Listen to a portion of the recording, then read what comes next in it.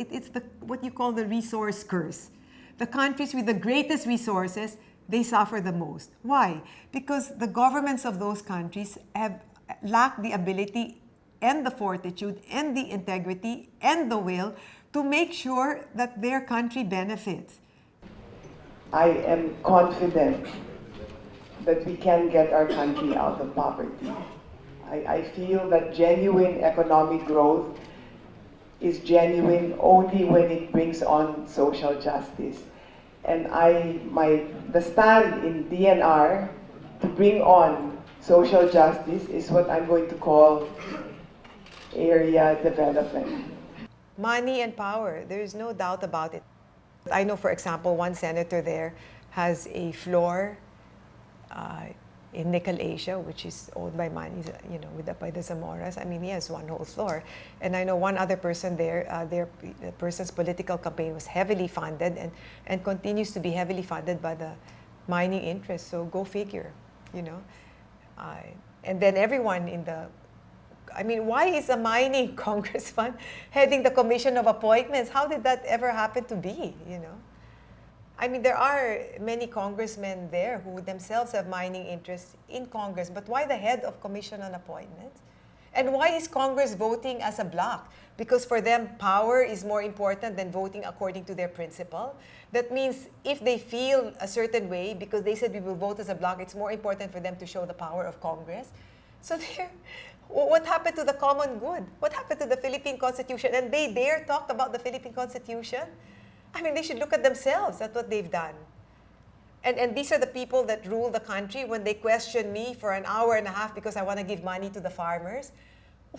Why didn't they ever question that time when the farmers' constitutional rights to a clean and healthy environment have been violated for for decades? Why didn't they ever question that before? And now, because I'm telling the mining companies to pay the farmers, I'm being questioned. And that's key to my confirmation. What disgustedness is this? It's really...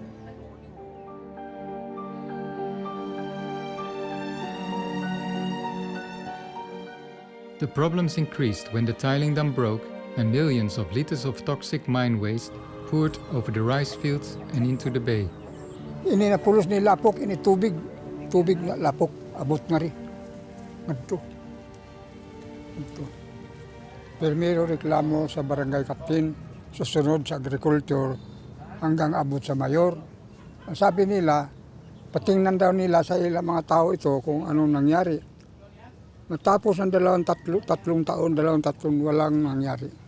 Walang nag-inspeksyon. Aywan ko lang. Kung sabihin mo daw, may bayad daw kuno yung mga may-ari ng gobyerno. Bayaran daw naman para walang kisaw. Pero mali yan.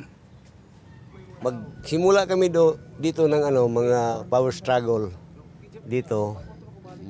Nung nagwilda kami noon, pinadalahan kami ng isang tropa sa pulis. At saka yung colonel talaga nagsabi sa amin, nagigibayin kami. Bigyan siya ng 1 million ng Manila Mining. Nakaproblema sa amin yung mga planta dyan ng mga minero. Kasi hindi na namin maasahan yung tubig kasi may halo na chemical. Yun nga ang dahilan na ang rice namin pag na pait. Nagsabi sila, magkuhan sila ng rehabilitation. Hanggang ngayon wala. Kuhan lang kami, parang liniloko lang Manila Mining. Ang nagloko, itong mga empleyado ng Manila Mining, pareho-pareho Pilipino. Diba? Ang nagloko Pilipino. Kasi sila, may trabaho, may sahod sila, malaki. Ang iba wala. Silong mahirap. Di ba kami? Hindi na maka-eskwela mga bata namin.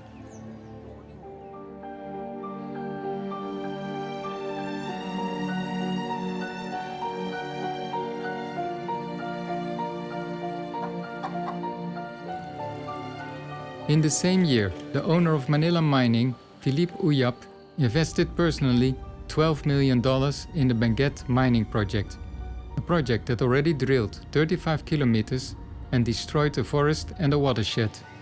The government has to be really strict. You don't disadvantage farmlands out And then they just call the shot because what happens here is they pay, and the politicians there themselves. If they don't own the mines, they're certainly on the payroll. Nakatutulong yan sa mga politiko lang. Sa totoo lang. Maraming akong nalalaman, daghan kong nahibawan diha sa mga nahitabo din eh. Kay nag-drive ko sa mga politiko na sa negosasyon sa community, uban ang mayor, uban katong sa management na asag kumulingkod. So nakabantay mi nga mismo ang management mingon nga kung dili mo mutabang sa amo, ibulgar mo na mo. Oh, dato pa diri something ben. Kung sa mo na may hatag na igihatag 10 million para sa livelihood project, wa magkuha sa tao. Ang nag-livelihood na ang sila ra, personal. Deutsche Bank was one of the investors of Manila Mining. A research report from Profundo shows that in 2013, Dutch ABN AMRO Bank, the Rabobank, and the Pension Fund for Nurses invested together $1.2 billion in mining corporations active in the Philippines.